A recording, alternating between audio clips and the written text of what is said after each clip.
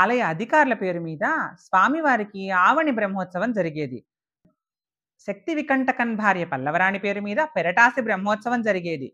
దేవరాయ మహారాయలు పేరు మీద పెరటాసి బ్రహ్మోత్సవము, బుక్కరాయ మహారాయలు పేరు మీద కార్తీకీ బ్రహ్మోత్సవము, కృష్ణదేవ మహారాయలు తల్లిదండ్రుల పేరున తై బ్రహ్మోత్సవము, హరిహరరాయ మహారాయల పేరు మీద మాసి బ్రహ్మోత్సవము, వీర నరసింగ యాదవరాయల పేరు మీద పంగుని బ్రహ్మోత్సవము, మేలుడయారనే ఆలయ అధికారి పేరు మీద చిత్తిరి బ్రహ్మోత్సవము, తాళ్లపాక తిరుమలాచార్యుల వారి పేరు మీద ఆణి బ్రహ్మోత్సవము, రామరాజు చిన్న తిమ్మరాజు పేరు మీద ఆణి బ్రహ్మోత్సవం జరిగేది. ఈ విధంగా క్రీస్తు శకం 16వ శతాబ్దంలో వెంకటేశ్వర స్వామికి 9 నెలల్లో 10 బ్రహ్మోత్సవాలు 9, 11, 13 రోజుల పాటు జరుగుతూ ఉండేవి.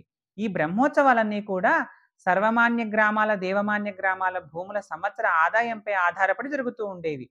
ఒక్క తాళ్లపాక పెద తిరుమలాచార్యులు మాత్రం శ్రీభండారానికి 2000 వరహాలు సమర్పించి ఆణి బ్రహ్మోత్సవాన్ని తన పేర ఏర్పాటు చేశాడు. దాతలందరూ తమ అనంతరం దానం రక్షింపబడాలని, తమ ఉభయం కొనసాగాలని కోరుకుంటూ శాసనం చివర్న దానపాలనయోర్మధ్యే దానాత్ శ్రేయానుపాలనం, దానాత్ స్వర్గమవాప్నోతి పాలనాదచ్యుతం పదం, స్వదత్తాత్ ద్విగుణం పుణ్యం పరదత్తానుపాలనం, పరదత్తాపహారేణ స్వదత్తం నిష్ఫలం భవేత్. దానము పాలనముల మధ్య తరతమ భేదం ఉంది.